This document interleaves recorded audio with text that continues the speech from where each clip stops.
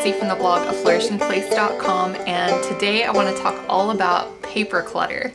This is such a tough topic. It is such a hard thing for so many people, myself included. And so I just kind of wanted to talk with you a little bit about my own personal paper clutter kind of organizing system. And hopefully it can be an encouragement to you and a help to you as you're working through your own paper clutter. Like I mentioned, my name is Betsy. I have a wonderful husband and two great kiddos, and we live in a small home. We do not have a lot of room to keep a lot of things, store a lot of things. And so it's been really essential that we figure out a system that works for paper clutter.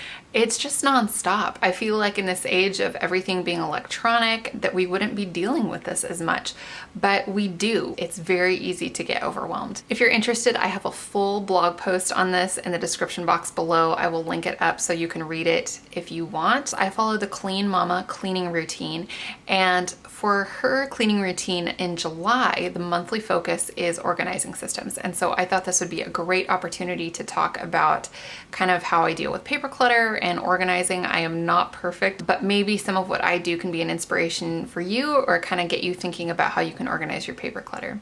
If you're not familiar with the Clean Mama cleaning routine, I did a whole video about kind of my review of the Clean Mama system, and so I will link that up in the description box below as well. So I have 4 steps for how we deal with paper clutter in our house.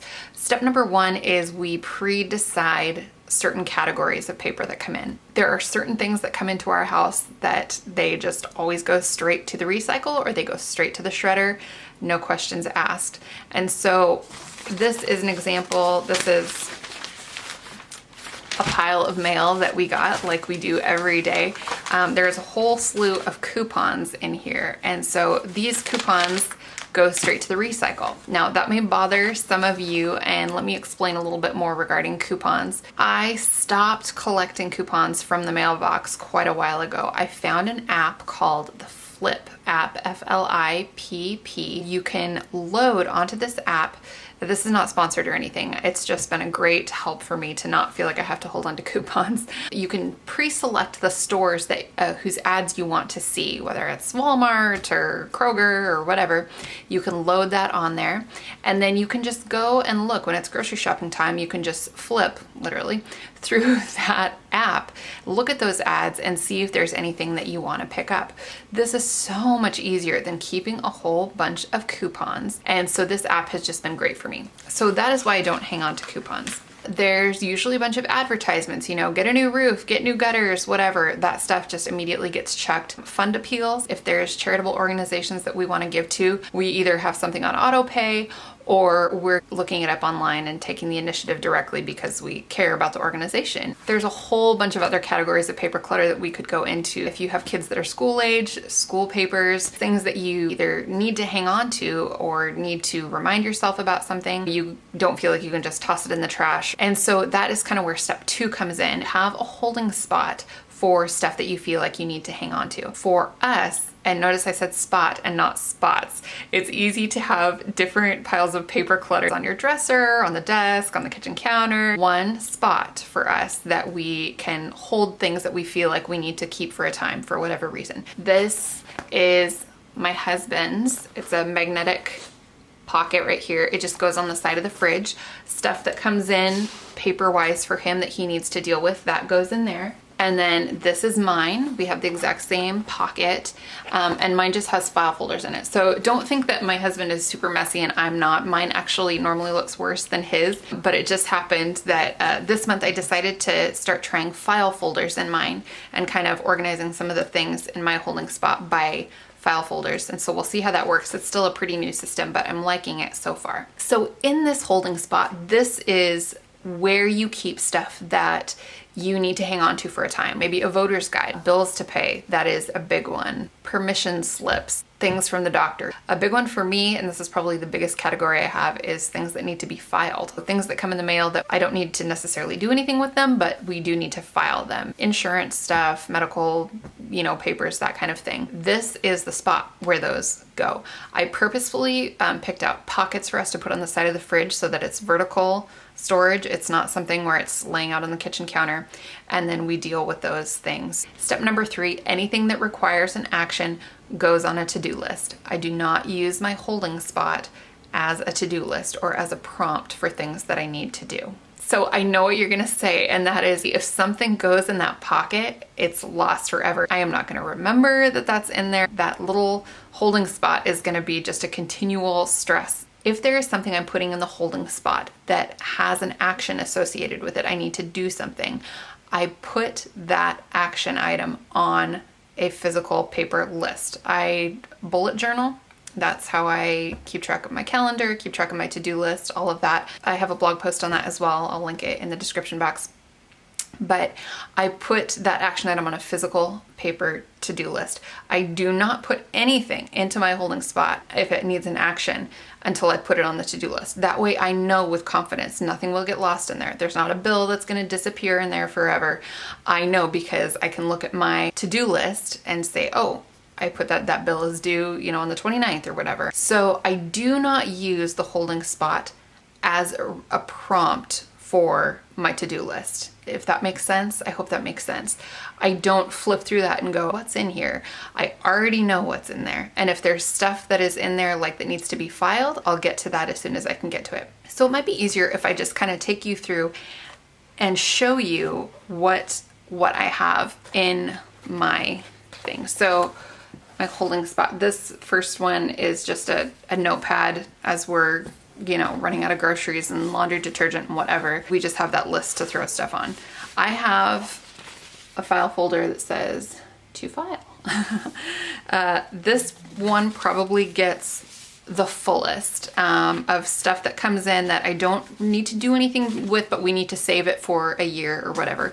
I just throw it in there. Some people might ask, why don't you just file it right away? That would save a step.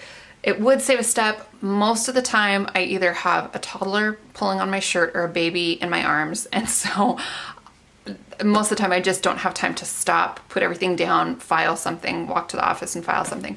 And so I will put it in there and then do all the filing at once when I have a moment to do it. Another folder is coupons. Now that's probably confusing because I just told you I don't save coupons. I don't save the coupons that come in the mail. I do save coupons, or I don't save coupons that come in the mail, like the newspaper ones, you know what I mean?